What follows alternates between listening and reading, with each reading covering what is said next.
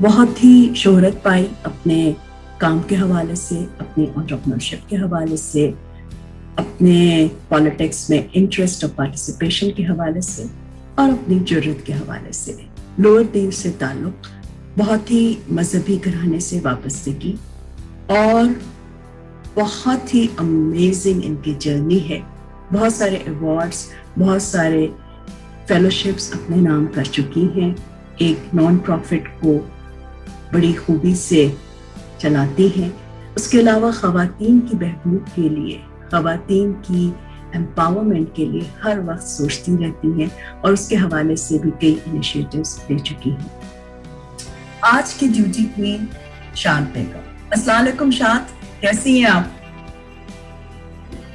وعلیکم السلام ڈاکٹر صاحبہ، بہت شکریہ مجھے بلانے کا اپنے پروگرام میں۔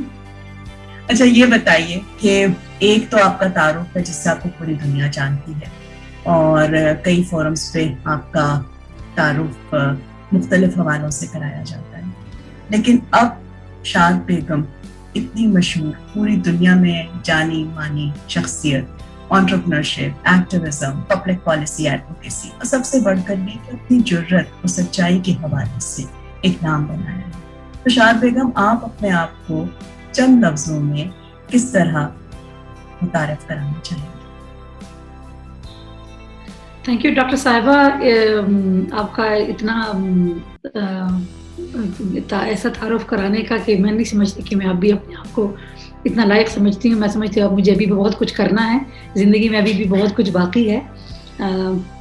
آپ جیسے ہی مینٹور سے ہم سیکھتے ہیں، اور جب آپ جیسے لوگوں کے کام کو دیکھتے ہیں تو انسپریشن ملتی ہے۔ سو وہ سفر جو ہے وہ جاری ہے۔ جہاں تک میرے تعارف کا حوالہ ہے تو میں سمجھتی ہوں کہ میں اپنے آپ کو ایک ایسا انسان سمجھتی ہوں کہ جو کسی بھی حالات میں ہار نہیں تسلیم کرتا۔ وہ اس میں وہ جو ہمت ہے، وہ جو جذبہ ہے، وہ کسی بھی حالات میں بڑا زوروں پہ ہوتا ہے۔ اور یہی میری وہ ایک پہچان ہے کہ جس نے مجھے بہت سارے مشکل حالات میں زندگی سے نہ صرف مجھے نکالا ہے، بلکہ مجھے بہت ساری کامیابیاں دکھائی ہیں۔ تو میں اپنی آپ کو جب بھی اپنی شخصیت کو دیکھتی ہوں تو مجھے اپنا جذبہ، اپنی ہمت جو ہے، اس پہ ہمیشہ بہت فخر محسوس ہوتا ہے۔ بالکل صحیح، اور یہ بات آپ کی صحیح ہے کہ سفر ابھی جاری ہے، لیکن بہت ہی کم عرصے میں جب اتنی کامیابیاں ہیں تو انشاءاللہ آنے والے وقتوں میں مزید آپ کا امپیکٹ جو ہے وہ بڑھے گا۔ اچھا شاد بیگم، جو کہ اپنا والٹ تھنک ٹینک کے حوالے سے میں ہر ڈیوٹی کوئین سے کرتی ہوں، وہ یہ ہے کہ ابھی تک آپ نے بہت ساری کامیابیاں حاصل کی، اور ظاہر ہے اس میں آپ کی محنت ہے، آپ کا حوصلہ ہے، اور بہت ساری کامیابیوں پر آپ کی نظر ہے۔ اور اس حوالے سے جو زندگی ہے وہ اپنا موڈ بدلتی رہتی ہے، یہ ہم سب کو معلوم ہے۔ اب جس طرح دیکھیں نا، پوری دنیا میں ایک وبا پھیل گئی، پینڈیمک کووڈ-19۔ اب پلاننگ کچھ ہوتی ہے اور کرنا کچھ پڑتا ہے، تو سائیکولوجیکلی اور فائنینشلی خاص طور پہ ان دو ایسپیکٹس میں فوکس کروں گی۔ 3 ٹپس میں جو بتاؤں گی وہ زیادہ تر جس پہ میں خود عمل کرتی ہوں، اور اگین یہ ہم نے کام کرنے کے دوران سیکھے ہیں۔ زندگی کو جب آپ مختلف قسم کی جو سچویشنز کو جب آپ دیکھتے ہیں، اس میں آگے بڑھتے ہیں، تو اس میں آپ کو پروسیس میں سیکھنے کو چیزیں ملتی ہیں۔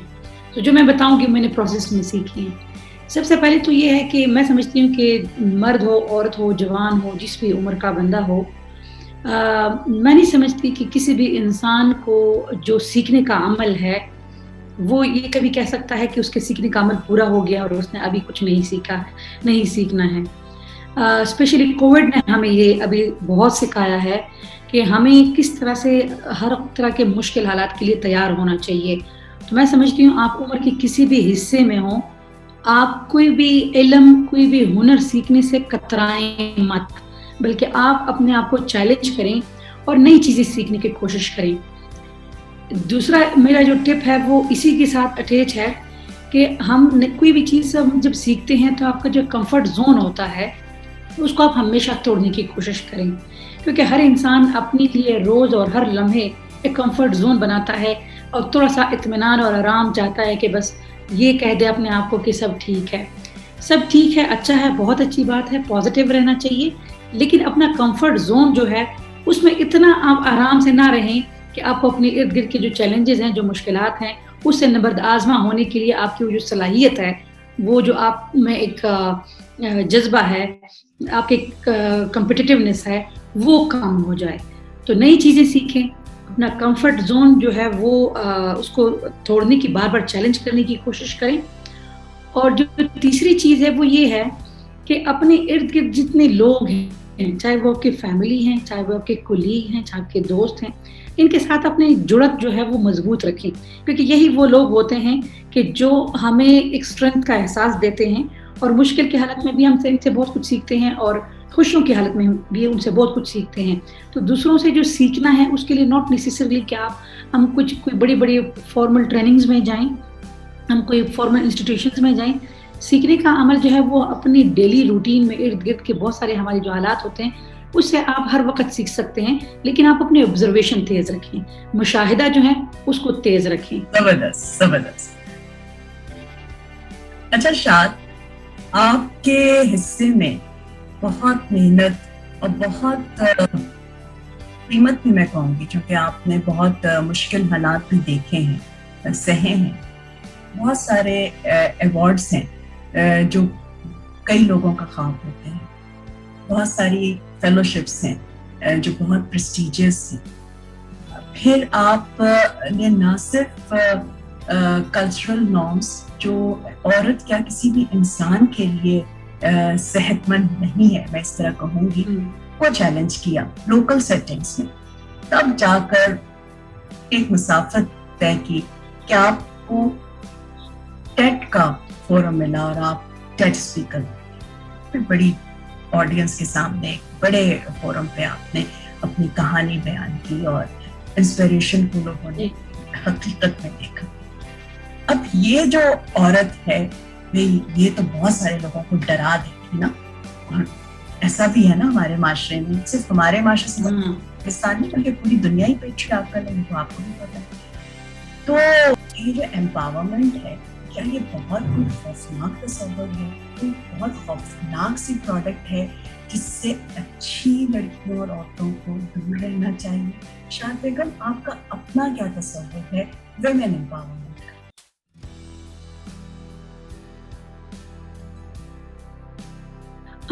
تھینک یو ڈاکٹر صاحبہ. آپ کا یہ جو آپ نے کانٹیکسٹ بلڈ کیا ہے ویمن امپاورمنٹ کے کانٹیکسٹ کو سمجھنے کے لیے، اور ابھی بھی ہمارے جو سوسائٹی میں جو مائنڈ سیٹ ہے ٹورڈز امپاورڈ ویمن، جو تھنکنگ ہے، جو آئیڈیالوجی ہے، اس میں ابھی بھی بہت زیادہ کام کرنے کی ضرورت ہے اور بہت چیلنجز ہیں. لیکن میں کم کرنا چاہیے، کیونکہ امپاورڈ عورت وہ عورت ہوتی ہے جو ایک ذمہ دار خاتون ہوتی ہے، جس کو زندگی گزارنے کے لیے کسی اور کے سہارے کی ضرورت نہ پڑے.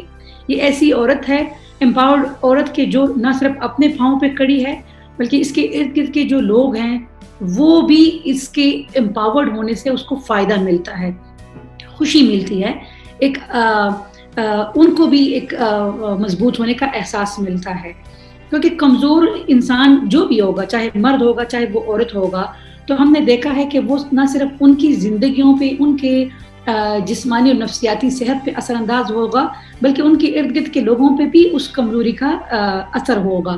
سو وائی ناٹ، اگر ایک امپاورڈ مرد ہو سکتا ہے تو ایک امپاورڈ عورت بھی ہو سکتی ہے.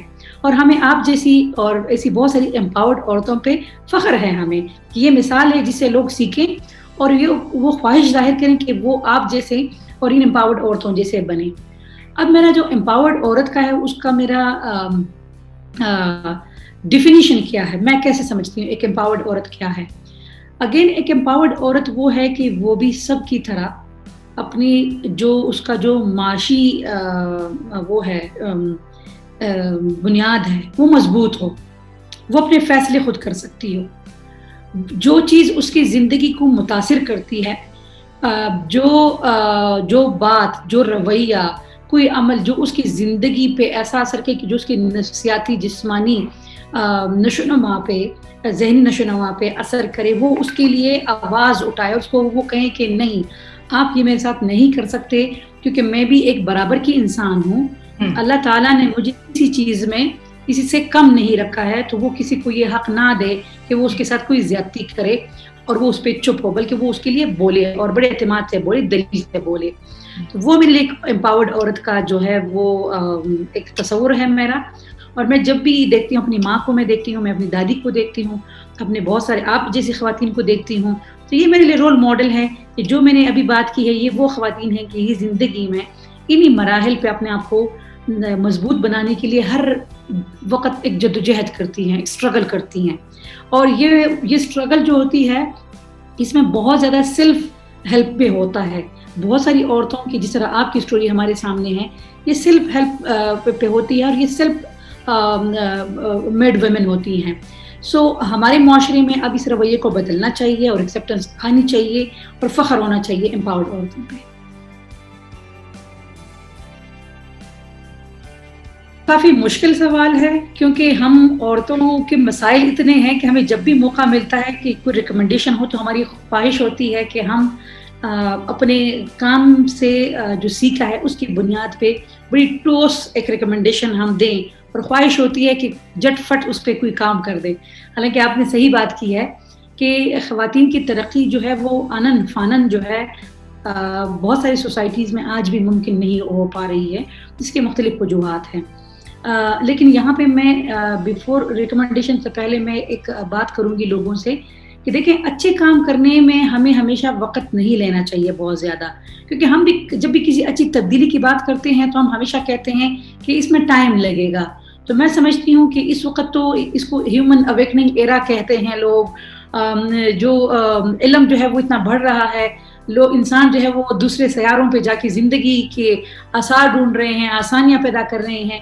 تو ہم اپنی ہی زمین پہ عورت کے لیے یا جس بھی بنیاد پہ ہم جن لوگوں کے ساتھ ہم تضاد رکھتے ہیں، امتیاز کرتے ہیں، ان لوگوں کی ترقی کے لیے اب ہمیں یہ کہنا ہوگا کہ ٹائم از انف اور ابھی ہمیں آگے بڑھنا ہے، ان کو ایکسیپٹ کرنا ہے، ان کو ساتھ شامل کرنا ہے. جہاں تک ریکمنڈیشن کی بات ہے تو جو ہماری پاکستانی سوسائٹی ہے اس میں جو کمپلیکسٹی ہے ٹورڈز ویمن ایشوز، اس کو اگر میں ایڈریس کروں گی تو میں دو چیزوں کو ایک ریکمنڈیشن کے اندر فریم کر کے میں کہوں گی کہ ہماری خواتین کی جو فائنینشیل اور پولیٹیکل امپاورمنٹ ہے، یہ دونوں چیزیں جو ہیں یہ بڑی ایک دوسرے کے ساتھ جڑی ہیں. کیونکہ اگر خاتون فائنینشیلی اکنامکلی انڈیپینڈنٹ ہوگی تو وہ اپنے فیصلے لے سکے گی، وہ اپنے پاؤں پہ خود کھڑے ہو سکے گی اور اپنے فیصلوں پہ ریسورسز خرچ کر سکے گی. اور دوسری بات یہ ہے کہ جب وہ پالیٹکس میں بیٹھتی ہے تو وہ نہ صرف ایسے پروگرامز اور ایسے منصوبے لا سکتی جس سے خواتین کی ترقی ہو سکتی ہے، بلکہ جہاں پہ وسائل تقسیم ہو رہے ہیں، جہاں پہ فیصلے ہو رہے ہیں، وہاں سے بھی وہ خواتین کی آدھی آبادی کو مستفید کر سکتی ہے. کیونکہ میں سمجھتی ہوں کہ پاکستان میں ہمارا ایک بہت بڑا مسئلہ یہی ہے کہ جو ڈیسیجن میکنگ باڈیز ہیں اس میں خواتین کی جو افیکٹو پولیٹیکل پارٹیسپیشن ہے، not only in numbers in terms of quality, وہ ابھی بھی غیر تسلی بخش ہے. So economic and political empowerment of Pakistani women is, I would say, it is critical to ensure women empowerment in Pakistan. شاد بیگم آپ کا بہت شکریہ. جی تو بات یہی سمجھ آئی شاد بیگم کی گفتگو سے، ان کے تجربات کی روشنی میں، اور جو بالکل صحیح ہے کہ امپاورمنٹ جو ہے بہت خوبصورت چیز ہے، وہ آپ کی بھی ہونی چاہیے، میری بھی ہونی چاہیے، وہ ہم سب کا حق ہے. اور تبدیلی کے لیے، اچھی تبدیلی کے لیے بہت انتظار کی ضرورت نہیں، یہ آنن فانن کرنے والی چیز ہے اور ہم شروع اپنے آپ سے کریں. اور کچھ آوازیں جو ہیں بہت پاورفل طریقے سے، پاورفل اچیورز کی طرف سے، جس طرح آج شاد بیگم ہمارے ساتھ ہیں، وہ پاور ٹیبلز تک پہنچنی چاہیے. پھر یہ ناممکن جو آپ کو لگ رہا ہے وہ ممکن ہو جائے گا اور اپنا والٹ آپ کا بھی ہوگا، میرا بھی ہوگا، ہم سب کا.